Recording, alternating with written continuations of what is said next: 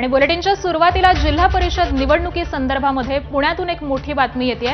जिल्हा परिषदेच्या निवडणुकीसाठी दोन्ही राष्ट्रवादींनी पुण्यामध्ये विशेष स्ट्रॅटेजी आखली आहे। जिथे जे चिन्ह फायद्याचं ठरेल तिथे ते चिन्ह वापरून उमेदवार हे उभे केले जाणार आहेत। महापालिका निवडणुकांनंतर दोन्ही राष्ट्रवादी काँग्रेसच्या नेत्यांनी एकत्र बैठक घेऊन ही स्ट्रॅटेजी ठरवलेली आहे। पुणे जिल्ह्यातील जुन्नर तालुक्यातील राष्ट्रवादी काँग्रेसचे उमेदवार हे घड्याळ या चिन्हावरती लढणार आहेत आणि या उमेदवारांची जबाबदारी तुतारीच्या चिन्हावरती खासदार म्हणून निवडून आलेल्या डॉक्टर अमोल कोल्हेंवरती असणार आहे। तर शेजारच्या आंबेगाव तालुक्यामध्ये मात्र घड्याळ आणि तुतारीचे उमेदवार हे एकमेकांच्या विरोधामध्ये लढणार आहेत। पुणे जिल्ह्यामध्ये आणि राज्यातील इतर जिल्ह्यांमध्ये देखील घड्याळ आणि तुतारी वाजवणारा माणूस अशा दोन्ही चिन्हांवरती राष्ट्रवादीचे उमेदवार हे निवडणूक लढणार आहेत अशी माहिती मिळते। आणि याच संदर्भामध्ये आपण अधिक माहिती जाणून घेऊयात। आमचे प्रतिनिधी मंदार गोंजारी सध्या आपल्या सोबत आहेत। मंदार, खरं तर महापालिकेच्या निवडणुकीमध्ये राष्ट्रवादीच्या या दोन्ही पक्षांना खरं तर धक्का बसलेला आहे आणि त्यानंतर आता जिल्हा परिषदेच्या अनुषंगानं या दोन्ही पक्षांकडून कशा पद्धतीने स्ट्रॅटेजी आखली जाते?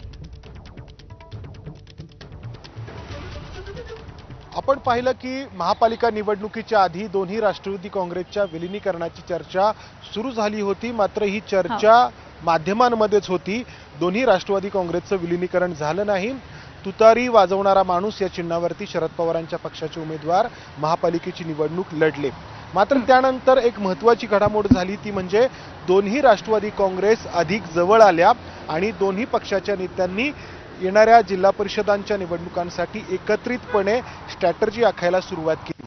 ज्यानुसार आता जिथे जे चिन्ह फायद्याचं आहे त्या चिन्हावरती उमेदवार लढतील, मग ते अजित पवारांच्या बाजूचे असतील किंवा शरद पवारांच्या बाजूचे असतील।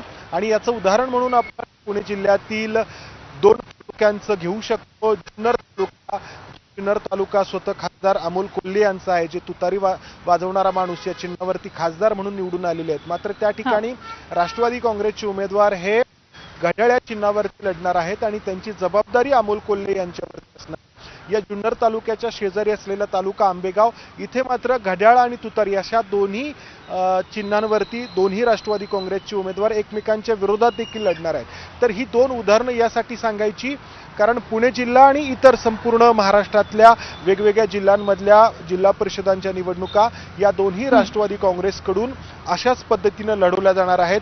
खास करून अजित पवार भाजपसोबत सत्तेमध्ये असल्यानं मुस्लिम बहुल भागामध्ये घड्याळ हे चिन्ह अडचणीचं ठरू शकतं हे ओळखून त्या ठिकाणी मात्र तुतारी वाजवणारा माणूस हे शरद पवारांच्या पक्षाचं चिन्ह वापरायचं अशा प्रकारचं धोरण आहे। किंवा ज्या ठिकाणी दोन्ही गटातील कार्यकर्ते एकत्र येण्यास तयार नाहीत त्यांना एकमेकांच्या विरोधामध्ये देखील लढण्याची मुभा द्यायची, अशा प्रकारचं हे धोरण आहे। त्यामुळं दोन्ही राष्ट्रवादी काँग्रेस एकत्र आलेले आहेत, त्यांच्यातला एकोपा अधिक घट्ट झालाय। मात्र पक्ष मात्र वेगवेगळे ठेवलेले आहेत त्यांनी आणि हे पक्ष स्वतंत्र ठेवणं देखील त्यांच्या फायद्याचं ठरतंय हे यावरून दिसून येत आहे।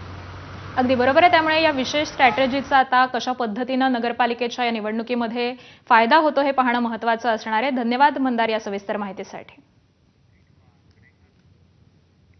पुढची बातमी पाहूयात। पुण्याच्या आंबेगावमध्ये दोन्ही शिवसेना